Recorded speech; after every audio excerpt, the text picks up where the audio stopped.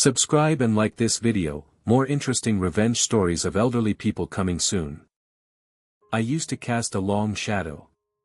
Now I barely make one at all. The house creaks more than I do.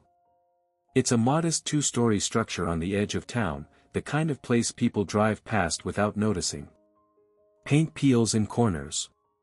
The lawn is trimmed, though, I make sure of that. I keep things clean. Orderly. If you let entropy win in your home, it creeps into your bones. I wake at 5:30 every morning. Not because I need to, but because I always have. Some habits outlive their purpose. I sit by the kitchen window, watch the street as the world forgets me. Tea. A chipped mug. A slice of dry toast. The silence is not peaceful. It presses. The television hums without sound in the corner of the room. I don't watch the programs, I watch the faces. Talk shows, politics, courtroom dramas. They talk, I study. People reveal more when they think no one listens. I take notes. Just a habit, I suppose. My children are successful. That's what they say when they want to feel good about forgetting me. Martin is a partner at some investment firm, wears suits that cost more than my pension. Danielle runs a tech startup, empowering communities through connectivity, whatever that means. They send me birthday cards that look like they were picked by their assistants. They sign them with their names. Not Dad, not love you. Just names. The grandchildren? They treat me like a museum piece. Smiles, handshakes, the occasional selfie. I asked one of them to help me set up the DVD player last month. He laughed. Thought I was joking. I wasn't. At the grocery store, the clerk talks to me like I'm 5 and half deaf. I nod. Pay. Walk out in silence. No one holds the door. At the clinic, the nurse called me sweetheart with that sterile pity in her voice, then waved the doctor in like I was a package to inspect. Every day is a quiet funeral for something I used to be. And yet, I feel it. A flicker. Like coals buried under ash. I watch. I remember. They think the mind fades with age, that it cracks like glass and slips away.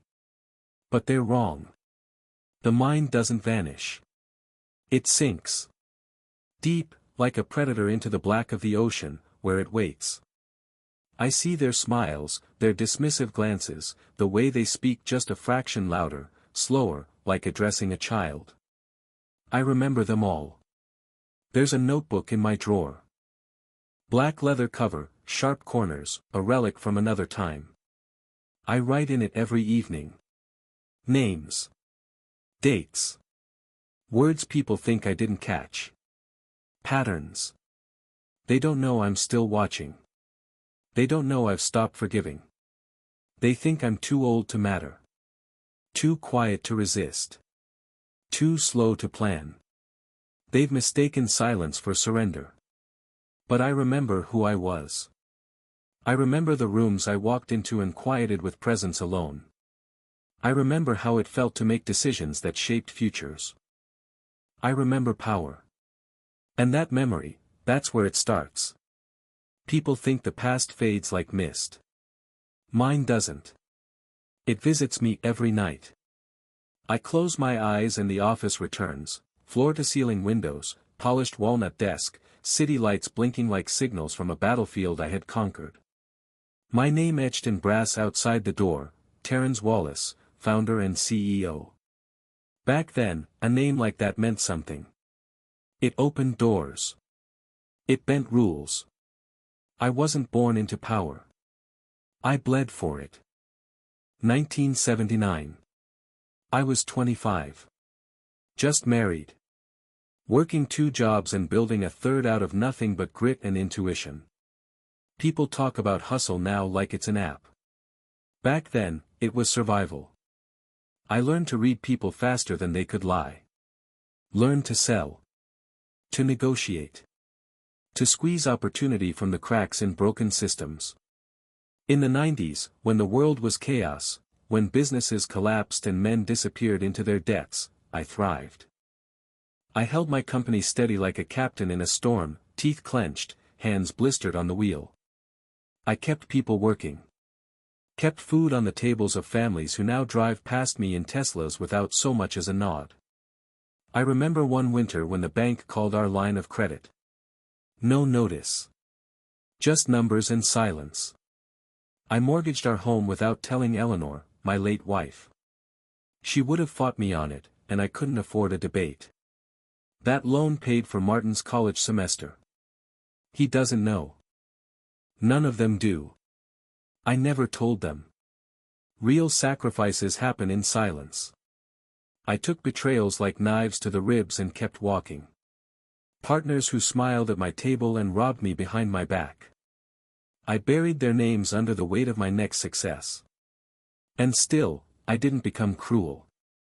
I became precise. I was a strategist.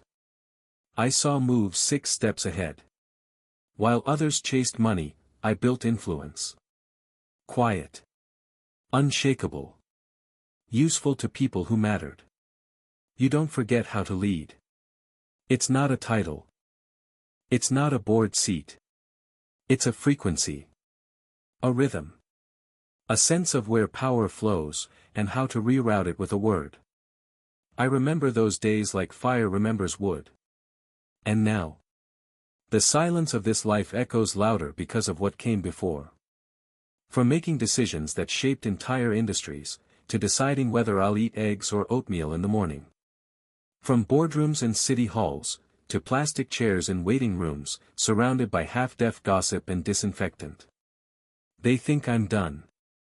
That age sanded me down. But I know the truth, the world just forgot how to measure strength.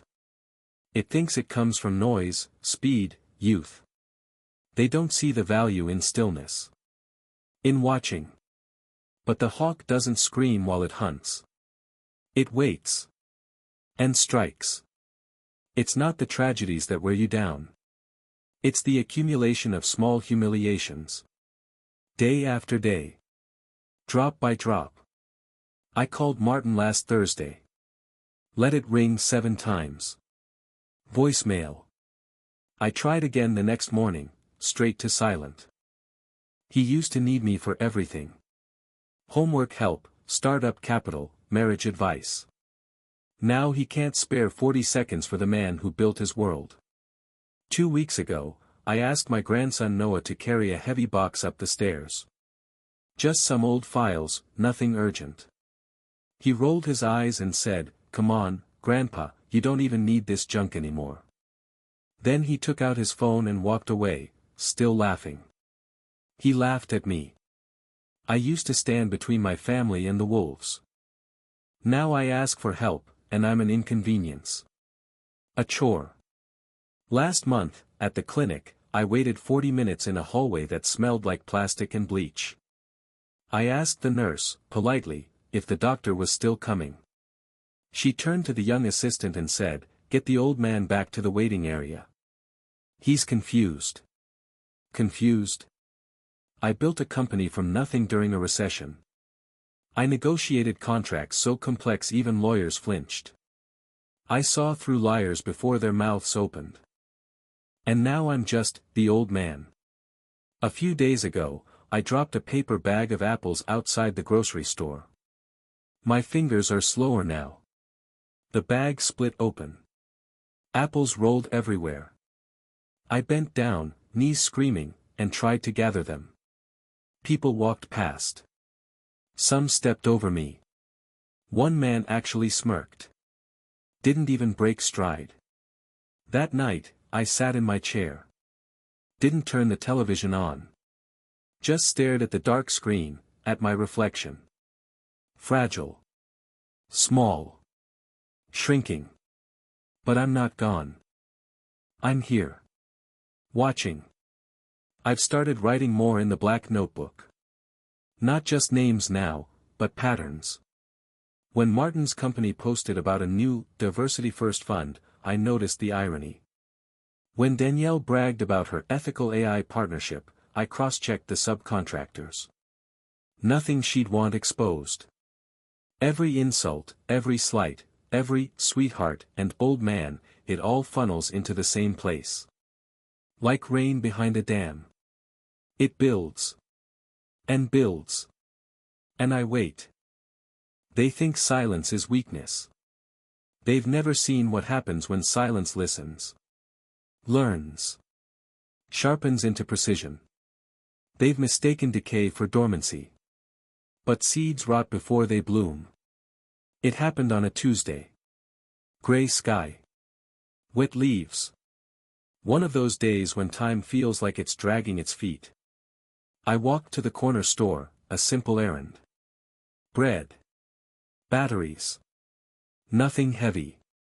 But my hands, these hands that once signed million-dollar deals, they tremble now, sometimes. On the way back, one of the bags tore open. Cans hit the pavement. One rolled under a car. I bent down. Too fast. My knee gave. I collapsed onto the concrete like a sack of bones. Laughter. Sharp. Young. Cruel. A pair of teenagers nearby, phones out, smirking like hyenas. One said, loud enough for me to hear. Why's he even out here? Nobody needs him. Nobody needs him. It wasn't the fall that hurt. It was that sentence, like someone carving into the back of my neck with a broken bottle. I stayed on the ground longer than I should have. Not because I was hurt. Because something was changing. There, on the cold sidewalk, surrounded by strangers who looked away, I felt something click. Not rage. Not panic. Something colder. Something ancient. Something I hadn't felt in decades. Clarity. I picked myself up. Quietly. Walked home. Left the groceries on the counter. Sat at the kitchen table, still wearing my coat. Then I stood. Walked to the hallway. Reached behind the bookshelf. The safe was still there. Hidden in plain sight. Dust covered, untouched for years. I opened it with fingers that didn't shake. Inside, a flip phone. Burnt orange, no GPS. Just numbers. An old address book. Leather binding, corners worn smooth. A hard drive. Password protected. Encrypted. These weren't relics. They were tools. And the names inside? Not just old contacts. They were leverage. Favors uncalled. Secrets traded in trust, trust one no longer owed. I sat at my desk, opened the drawer, pulled out the notebook. Turned to a fresh page. Wrote a name. Martin Wallace. Then another. Danielle Wallace.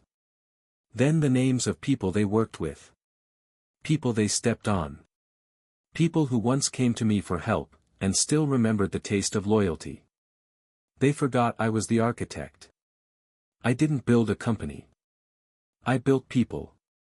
Trained them. Protected them. Gave them keys to doors they didn't even know existed. Now I would show them what happens when the builder takes back the foundation. I didn't feel anger. I felt precision. Purpose. This wasn't about screaming in their faces. Or proving I still mattered. This was about balance. The world thought I was gone. Thought I was sleeping. But I've only been silent. And silence is a weapon they forgot how to fear. They still don't know. And that's the point. This was never about confrontation. I'm not interested in shouting matches or slammed doors. That would give them the dignity of knowing it was personal. No, I want them to feel it the way I felt it, quietly, thoroughly, like water rising in a room with no windows. I started with Martin. He was always proud of his reputation, ethical finance, clean capital, all those buzzwords. I made a few calls. Pulled a few files from the encrypted drive. Found an old email thread between his firm and a mining conglomerate, years ago. At the time, it didn't matter. Now, in the age of scrutiny, it's a scandal. I leaked it anonymously. Not all at once. Drip by drip. Enough to create noise. To invite the right eyes. The right questions. Within a week, his firm was trending for the wrong reasons. Investors got nervous. Internal review. External audit. And Martin. The board asked him to step aside temporarily. That's corporate speak for we're done with you. He called me that night. First time in months. I didn't answer. Danielle was next. She once pitched herself as the face of innovation. Clean tech. Data transparency. Beautiful slogans. Beautiful lies. She never knew that her lead engineer, Alan, once came to me for help when she tried to cut him out of his own patent. I'd paid his legal fees back then, no strings attached. But Alan never forgot. One call, one quiet meeting over black coffee, and he was ready. He'd kept everything, drafts, timestamps, internal messages. I helped him go public. Not with drama. With facts. Danielle's board didn't even call her in. They issued a statement, clean and brutal, we've launched an investigation into claims of IP suppression. Then silence. Investors vanished. A keynote speech cancelled. She called, too. Left a voicemail. Dad, can we talk? Talk. No, sweetheart. We're long past talking. But that wasn't the end. That was just the front. Because the real theater was behind the curtain, in the quiet unraveling of the networks that used to ignore me. The banker who once laughed when I asked for a loan renewal, turns out he has a vacation home he never reported. That information found its way to a journalist. The doctor who dismissed me as a confused old man. Let's just say someone noticed a pattern of overbilling Medicare. And Noah, my grandson, the one who laughed. His college application included an essay that was co-written by an AI tool. I didn't expose him. That would have been petty. Instead, I sent a polite, anonymous message to the admissions board. An essay this polished, with these phrasing patterns, reads unusually familiar. Perhaps it warrants a closer linguistic analysis. No accusations. Just a nudge. The kind that shifts attention. And the beauty of it all? They don't know it's me. They feel it, but they don't see it. They sit in their luxury apartments, staring at screens that bring them bad news they can't trace. They whisper about reputations, about damage control. They feel watched. They feel small. Just like I did. The phone rings more now. The doorbell too. I don't answer. Terence Wallace doesn't need to speak. I've taught them all that silence is never empty. They come to me in the evening, all of them. It's almost poetic. The same way families gather for holidays, or to hear a will read. But this isn't celebration, nor mourning. This is something in between, something raw and trembling. A reckoning they don't fully understand. Martin arrives first. He doesn't knock, just opens the door like he used to as a teenager coming home late. He looks smaller than I remember. His tie is crooked, his eyes swollen, hair out of place. I can tell he hasn't slept. A minute later, Danielle walks in. No makeup. No confident stride. Just silence. Her shoulders, once straight as steel beams, curve inward now, as if she's trying to take up less space in the world. The grandchildren follow, unsure, hesitant, guilt dripping from their steps. Noah stays near the wall, hands in pockets. The phone he's always glued to is nowhere in sight. They gather around my table, the same wooden table that has seen more truth than any of them realize. I don't say a word. Martin sits opposite me. Danielle to my right. The grandchildren remain standing, shifting weight from one foot to the other. No one meets my eyes, not yet. Then, slowly, they lift their gaze. One by one. And that's when I see it. Fear. Respect. Shame. Something they can't even name. It fills the room like smoke from a fire they thought was long extinguished. "Dad," Martin starts. His voice cracks like a child's. We need to talk." I simply look at him. A calm, leveled stare. No warmth. No cruelty. Just truth, the kind you can't escape. Danielle tries next. "We should have been here more. We should have." Her words crumble before they reach me. The grandchildren shuffle closer, instinctively seeking forgiveness I never promised. Noah finally whispers, "Grandpa. I'm sorry." I let the silence stretch. I've learned that silence is a mirror. People can't stand their own reflection. I don't offer absolution. I don't lash out. I don't reveal anything. I don't need to. They've already judged themselves. After a long, heavy moment, I reach for my notebook. The black one. The spine worn, the corners softened by use. I open it to a blank page. Slowly, deliberately, I write a single line. Wisdom isn't age. It's clarity. I close the notebook. Stand. Walk past them. Not as a ghost. Not as a forgotten man. But as someone they finally see. On the last page, the one I wrote earlier, before they arrived, I've left my final entry. Let them learn that old age is not weakness. It is the final evolution of strength. The kind that watches, remembers, and sees through everything. They will never know what I did. They will never trace the threads I pulled. But they will never again dare to dismiss me. And I am not angry. I am not forgiving. I am simply awake. If you'd like, I can combine all 6 parts into a full, seamless novel-style story in one piece.